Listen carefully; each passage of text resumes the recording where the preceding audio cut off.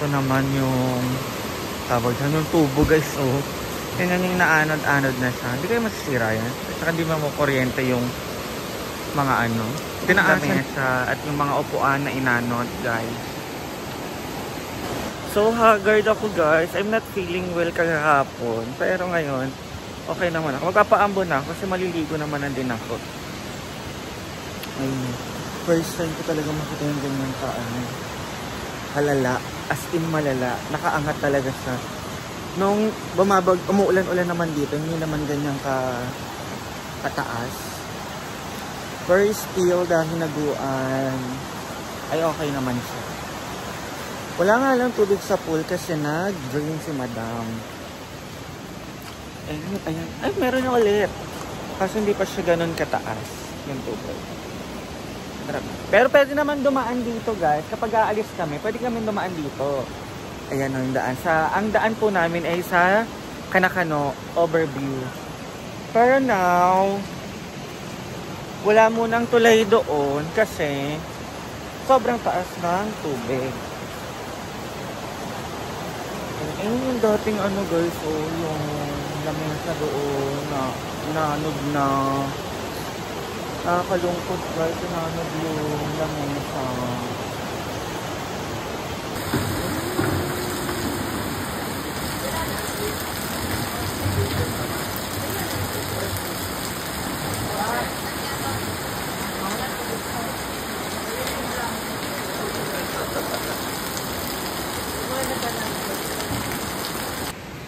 My God guys, grabe yung baha. First time ko ma-experience to dito. Hindi ako makalabas, pupunta sana ako sa friend ko. So ayan siya, oh. Hindi naman malakas yung ulan dito, pero malakas yung ulan doon sa taas. Kaya ayan yung nangyari.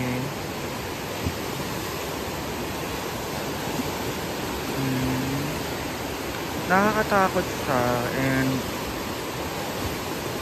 as a first timer here. Pero sa Marikina naman, na-experience ko naman na to. Yung bahain. Pero dito kasi tabing-tabi mismo ng farm ni madam yung baha. Kami kasi hindi. So nakakatakot and mag-ingat po lahat ng mga inuulan ngayon at kaya guys ha, mag-ingat po tayo, magdasal tayo. So, iikot ko po muna kayo sa hinaguan. Umaambon and maliligo naman na din po ako kaya magpapaulan na rin ako guys. So, ayan. More on dito po muna tayo sa ating Bahamas Festival. O, charot-charot lang yung Bahamas Festival. Baka ibasta na naman ako. Kahapon, medyo malaki na talaga yung agos niya. Pero, hindi sa mataas. Unlike ngayon na, hindi naman sobrang lakas ng ulan. Hindi naman talaga umuulan ng malakas. Pero ang lakas ng agos ng tubig. Kasi daw, sinabi ay malakas daw ang ulan sa taas. Nakakatakot.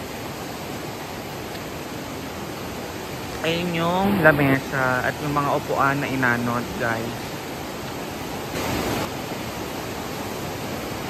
So kapag lumakas pa yun ng bonggang-bongga at tumaas, kawawa kami.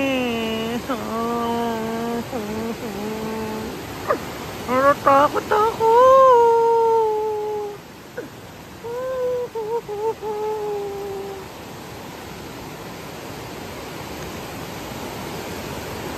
And sa Manila din daw po umuulan. And sabi sa akin ng friend ko, mag-antay daw ako kung may cancellation flight tomorrow. Dahil sa parating daw po na bagyo, signal number 1 ata sa Mindanao. I'm not sure po, ayun lang po yung sinabi. Hindi pa rin ako nakakapag-research kasi wala po kaming signal.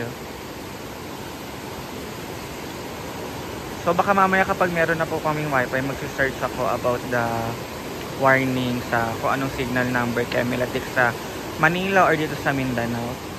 And I hope na lumihis o wag nang tumuloy yung bagyo sa Pilipinas para lahat po tayo safe at magpapasko tayo lahat na masaya. Diba? Pagkatapos ng undas, huwag naman natin maranasan ang bahain kahit sino man sa bansa natin o saka kahit sa anong bansa pa yan. So, huwag na tayong bahain. Kasi yung pinakamahirap talaga is bahain, guys. Hirap maka-move on kapag binaha ka. Lilinisin mo pa yung buong bahay. Tapos yung mga gamit na masisira, di ba? Kaya sa mga kurap dyan, sa kahit anong bansa, galaw-galaw kapag ganitong mga tag-ulan. Hindi nalabas lang kayo, mamimigay kayo ng relief. Dahil naman sa inyo, kakaroon tayo ng matinding pagbaha. Makokontrol naman ang baha kung walang kurap. Chares! Ayan, tama po ba? Ito po, ayan, nalalagyan na po ng tubig sa pool kasi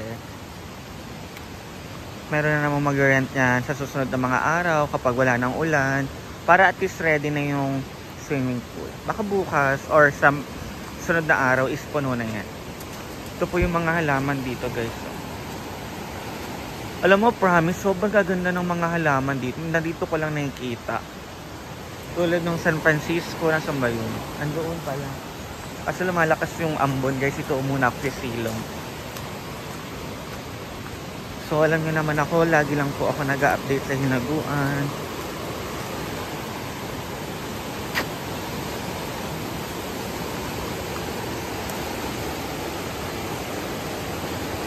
And, ikot tayo, guys. Dito naman tayo sa kung saan makakaano tayo ng lapit sa baha. Not so lapit naman. Ayan, ito sa Bilyara. Pag ganun kasi yung daan dito, guys, pag ganun, no. Kaya pag muna natin doon is medyo maano na sa ay, ganoon. Ayan, no. Oh, diba?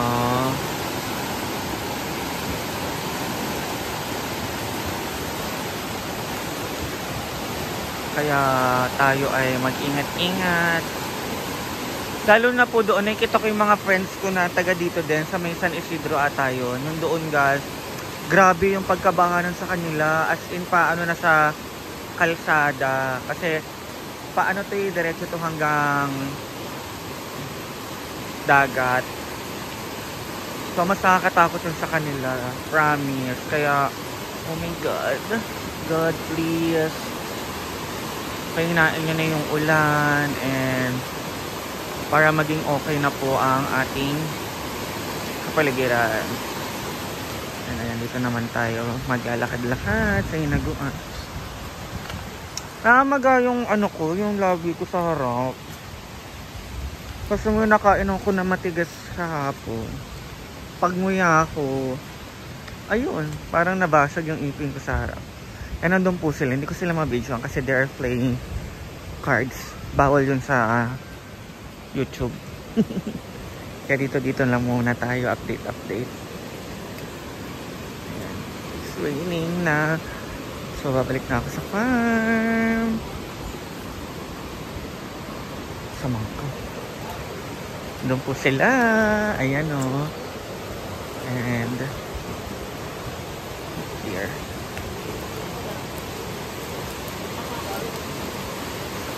Ito naman yung tawag dyan, yung tubo, guys. Oh, tingnan yung naanod-anod na siya. Hindi kayo masisira yan. At saka hindi makukuryente yung mga ano. Tinaasa na yan pero naaabot pa din ng tubig. So guys, hanggang sa susunod na aking vlog, mag-update na lang pumulit ako. And sana tumigil na yung ulan. Lord, guide us. See you on my next vlog, guys.